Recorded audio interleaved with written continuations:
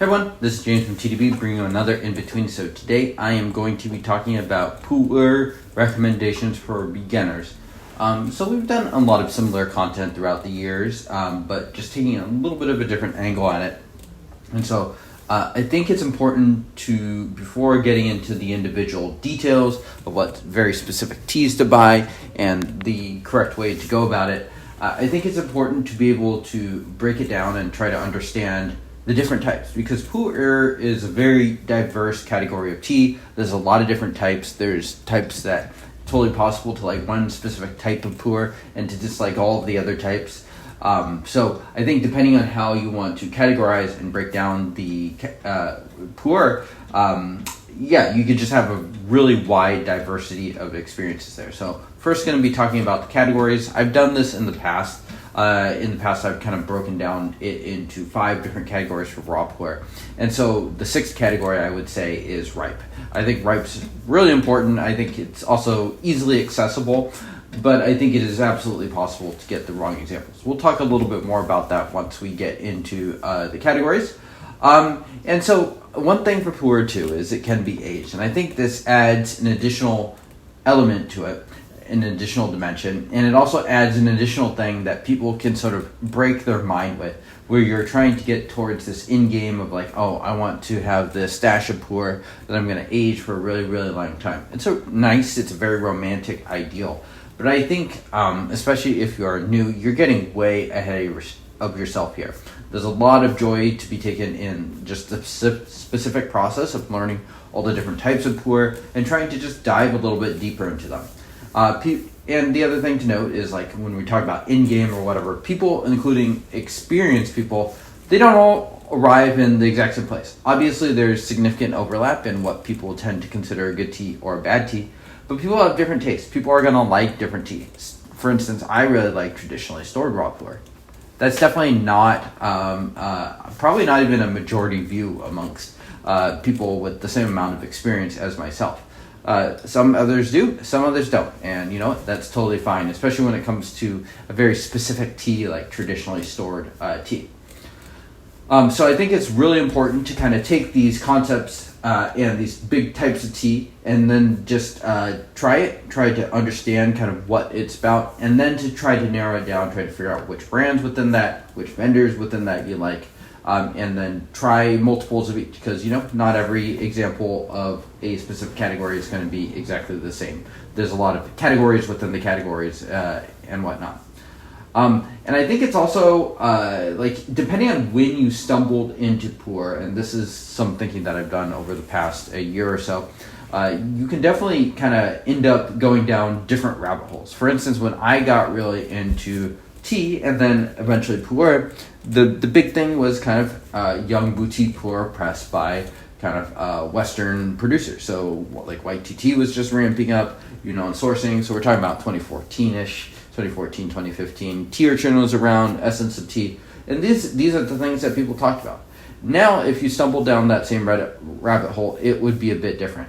If you stumbled into Reddit, you'd probably end up, our Pu'erh, for instance, you'd probably end up going down White tea. Nothing wrong with that necessarily, but there are a lot of different areas and a lot of different approaches. Whereas if you started with someone like LP, he'd probably lead you down a little bit of a different route. So I think it's important to recognize kind of just the chance and the circumstance will definitely dictate certainly how we start our journey. Not necessarily where we end up, but it does kind of depend a lot when you do your learning, and if you are continuing to do focused learning throughout kind of your whole Pu'erh journey. So also going to be talking about recommendations, which is a little bit of a tricky thing, because I think it's important to understand why something is recommended, and that way you don't need to chase a very, very specific batch or a very, very specific tea.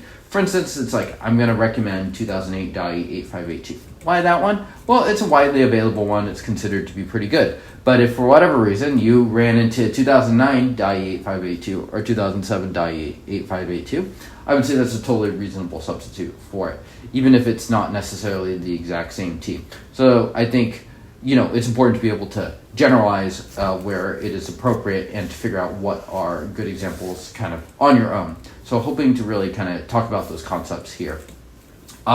Within these 6 categories, I'm also going to talk about how to brew, what color that the liqueur is going to be, and just try to get into somewhat specific recommendations, but not specific enough that you have to seek out one specific tea from one specific vendor. So we will talk a little bit about vendors at the end. Certain vendors are definitely better at certain different categories of tea. So it's important to be able to understand that too. Okay, so let's get into the different categories. And I'm ranking these from what I view as the most important for the beginner to the least important for the beginner. And the first up is semi-aged factory tea that's been stored in a somewhat humid place. What I mean by somewhat humid, we're talking about southern China, Taiwan, Malaysia, something like that. If you look at those 3 storages, that will encapsulate a huge amount of pu'erh. In fact, there's very few other places that I think I've had tea from that is kind of more hot and humid. So factory tea, why this? Well, I think it's important because I think it is kind of boutique tea is complicated and there is a ton of different variety. And that's not to say that's not totally true for factory, but I think when we are looking at factory tea, there's a little bit more of a through line, and certainly a through line from earlier production, so like the 90s. Not to say that 90s tea is exactly the same as a 2000s tea, but I think you can draw a little bit closer comparison, whereas like 90s boutique tea doesn't exist. So I think if we're really trying to get a baseline for what pu'erh is, starting age with factory tea is good. Specifically, I would say Munghai Tea Factory tea, because their tea is, in my opinion, it's definitely one of the most well-known, if not the most well-known factory. And I'd say it is probably a little more consistent than the other kind of big factories like Shaguan or Mengku or something like that, or Haiwan. So what specific teas would I recommend here? Well, big recipes from Dai, and that's not to say they are the best Dai teas, but the ones that are well-known, they made a lot of them, they continue to make a lot of them, would be like 7542 and 8582. In particular, the 2008 8582 remains to be very available. It's very much around. You could definitely get the 801 batch, that's the most claimed, but if you end up with 802 or 803, I think that would probably be fine. And the same thing with years around it. So kind of like I talked about, if you ended up with a 2010 or a 2012 Dai 8582. If you are a beginner, totally fine. If you are, if you've been drinking tea for 10 years, then you absolutely want to differentiate between batch. But if you're a beginner, your goal is to kind of nail, to just get some nice ground to stand on in these different categories. And I think all of those teas would accomplish that if you got it for the right storage and whatnot. For instance, buying a tea with the right storage in this case is far more important than like the specific batch. Like you could find a 2008 Dai 8582 that's the 801, but if it's like stored really, really dryly in like Las Vegas or something, that would be a much worse example than like the 802 batch. Another recipe to seek out is the Iron Cake 8653. Same sort of storage. This one's tricky because Shaguan does vary a little bit more compared to Dai, but just do your best. So if you end up with 2004, 2005, 2006, probably even 2007, it's probably good enough to get started with. Generally speaking, the earlier batches are better for these iron cakes, but I think in general we're talking about too much information. Iron cakes are also very plentiful, so I would say look for an iron cake because those do tend to have a little bit better material. At least that is my understanding of it. And of course, the most well-known recipe of all is 7542. This one, there's not like a unanimous one that everyone seems to be able to try very easily in terms of like the 2008 8582. So really find any 7542 that is made specifically by Munghai Tea Factory, aka Dai, between 2005 and 2010, and just make sure it's stored somewhere like Taiwan or whatever. Pretty easy to find as well, specifically 2010. 2011 would also be totally fine. Okay, next up, I would say in terms of importance is ripe. So ripe is tricky because it's also probably the most available. What you absolutely do not want to do is try a grocery store or Chinese grocery store ripe, where who knows what the quality of it is, and dismiss ripe just categorically. Not a good idea. Instead, look for Dai ripe. They are the inventor of ripe, and so they also have quite a few different ripes that are pretty good examples of just the category in general. In terms of recipes, I would say 7452, 7572, 7262, even 8592. Those would all be fine. Pretty easy to find. Just search for those numbers. Doesn't need to be terribly aged. A couple of years, that would be good. So something like 2023, I would have no problem drinking that, most likely. If you really don't want to do dye, then you could go for one of the Western boutique brands, Yunnan Sourcing White Tea. Personally, I would just go for dye because it's a little bit cheaper and it's a little bit more of a kind of gold standard. That being said, those other brands are totally fine in my opinion and do have generally decent quality ripe teas. Okay, so I think those two categories are probably the biggest. In fact, I think if you really got 5 to 10 examples of each of those and tried them, it would be a very solid baseline to work off of. None of those cakes, by the way, that I listed at the top would be necessarily over $100, and the ripe teas we're probably looking at 40, 50 at the most. Okay, so how to brew these and what color? I think in general you can brew most of the pu'erh the same way. Use boiling water. You can use a ratio. I use 1 gram for every 15 milliliters of water. So for instance, my Gaiwans are about 75 milliliters, so I would use 5 grams because that's what that comes out to. In there, you can adjust it up or down. Different people have different preferences. It's pretty common to see anywhere from 1 gram to 10 milliliters, which in my opinion is pretty strong, to 1 gram to 20 milliliters. Definitely one to mess around with. In particular, probably the semi-aged factory raws are definitely going to be much more sensitive to brewing than the ripe. We would expect semi-aged factory raw to brew up kind of an orangish, maybe even a red color. Red would be on the strong side of things. Certainly shouldn't be a pale yellow. And you can just start with flash deeps and just kind of take the tea where it goes. So start out with probably like 3 to 4 flash deeps, and then as the tea weakens up, you just add some time to it. Ripe, you're gonna brew something like that's a very dark color, so red, even darker. In general, it's going to be a pretty forgiving brew. You obviously don't want to brew it for like the same way, but for 5 minutes instead of a flash. But you can definitely get away with doing something beyond a flash. I recommend starting with a flash though with semi-aged factory, just so the tea doesn't become too overwhelming too quickly. Okay, next category up is semi-aged boutique. This is a fun category and a very interesting one, but I think it's very hard to crack because there are a lot of boutiques and you're going to run into a lot of different opinions. There's a lot of boutiques that aren't necessarily well thought after, and they can be very much disliked, but they also could be still very expensive. So there's a lot of traps in here. There's definitely some tuition to be paid here. So it's interesting to me how so many people end up with so much experience with boutiques when really it's kind of doing pu'erh on a hard mode from the get-go, whereas like if you make a mistake with the factories, you're going to end up with like a $50 mistake rather than a several $100 mistake as you could with some of these semi-aged boutiques. So it's an interesting category. Is a fair amount of like upside in terms of like just the quality of tea that you can have. You can. So I would start by trying to find stuff that's stored in Taiwan or southern China. Taiwan in particular is going to be an easier place to find it because there's a lot of boutiques based out of Taiwan. So Bianhao, Yangqinhao, Shizahao, these are all Taiwanese boutiques. Chenyuanhao, those would all be also decent examples of places to start. Again, you're going to find very different opinions on these. Xiangming Tea Factory, that's one where you will more easily find kind of drier stored stuff. Some of that fits more easily into the dry stored boutique category, but it's also a pretty high quality boutique in my opinion. These are going to brew a similar color to semi-aged factory teas, probably an orangish, maybe even a red if you're brewing it pretty hard. Just trying some of these teas with ages on their belt so it's not super fresh. I would say that to me is the third most important category of tea to try. Next up, and these are about the same, I have traditionally stored tea and young boutique pu'erh. One of these is very easy to find, young boutique pu'erh.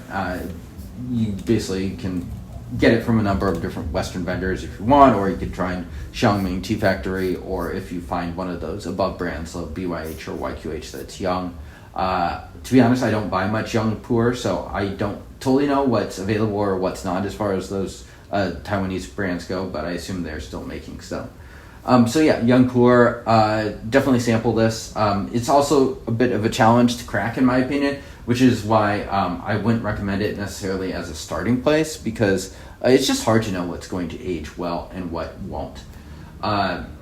Traditionally stored tea is tricky. I would say you could get these at two places: Eon and the Steeping Room, which is a U.S. domestic site that basically is curating different teas from a lot of the fairly well-respected vendors that sell tea to the West.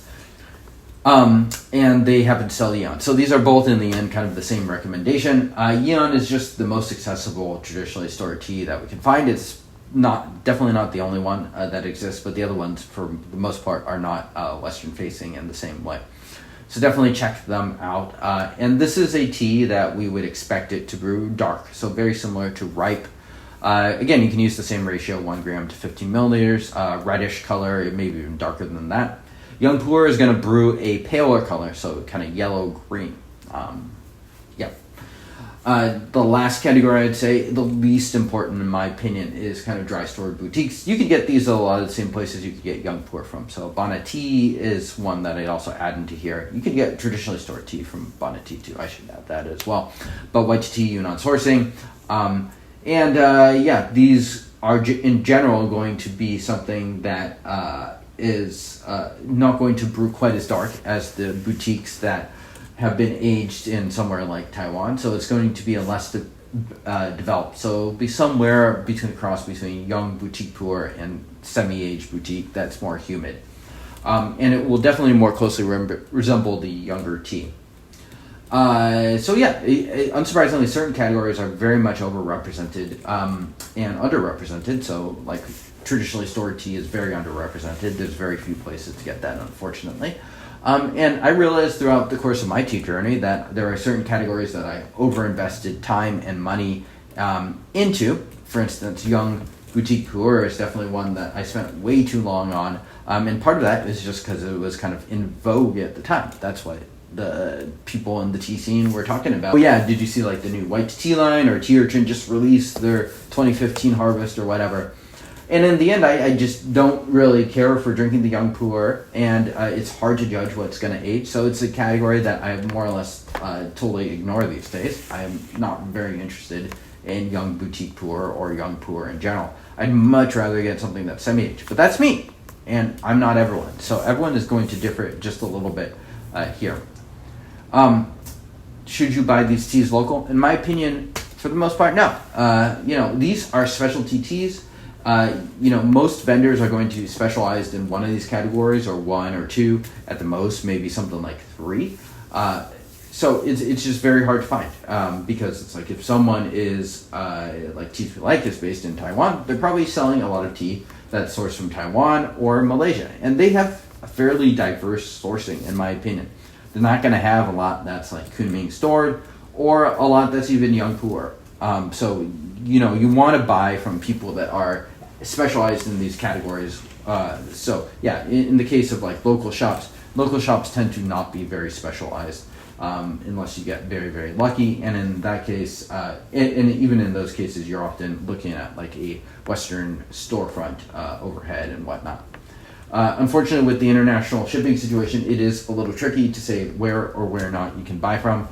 So I would just say in general, I'm just hoping that places will become more available rather than less available. So yeah, here are some quick vendor recommendations to go through. Teas We Like and Quiche. Teas We Like, the main drawback is they don't sell samples. I think if they sold samples, they'd be pretty close to the number one, if not the number one recommendation. But a great place to find semi-aged boutique in particular. They are responsible for making some places like Bien Hao and Chen Yuan Hao to a lesser extent very accessible and popular in the Western scene. They also sell Semi-Aged Factory. Let's see, do they sell ripe? I don't think they sell ripe. So yeah, in the end, they only sell 2 categories. Occasionally they'll have something traditionally stored pop up here or there, but I wouldn't say that's necessarily their focus. Quiche is another good one. Rather than focusing more on the semi-aged boutiques, I'd say this one focuses more on semi-aged factory and ripe tea. So really good to find both of those categories there. There's also obviously a couple oddities here or there with a vendor like Quiche, but for the most part, I would say really kind of honed in on those two. Next up, YTT Yunnan Sourcing. These two specialize in kind of their own boutique, so you can definitely find Young Pu'erh there. You can also find more dry stored boutique there, as well as ripe tea. They both press quite a bit of that, so good to get the baselines there. Bana Tea, very underrated vendor. You can find, quite a bit of these here. Probably not the best place to find Semi-H Factory, but you can definitely find pretty good high quality ripe from Bana. It doesn't necessarily, it's not necessarily dye tea, but their ripe is good, so I think it'd be okay for that. You can find some dry store boutique, and you can find some traditional storage as well, and some younger Pu'erh too, I think. And then LP. LP is a good source in general just because he sources from so many different places. If you wanted to hit as many categories as possible, he might be the one that's able to do that. The only thing I would mention with him is, unlike these other vendors, his stock tends to rotate constantly, so it's a little hard to say what he's going to have in stock at a specific point of time. Okay, so that wraps up this episode. Let me know how you liked it. I guess Young Pu'erh is going to brew up kind of a yellow, paler color. Dry Store Boutique is going to be just somewhere in between that and Semi-H, where it will be closer to a pale color, but it will be a little bit darker than Young Pu'erh.